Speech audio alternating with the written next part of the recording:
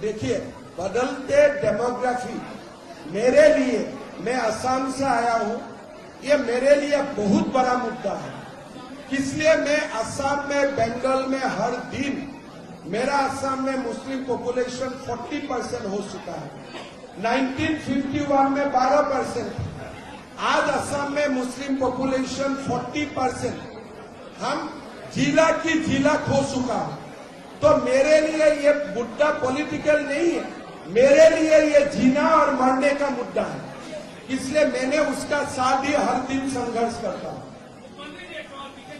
पीछे से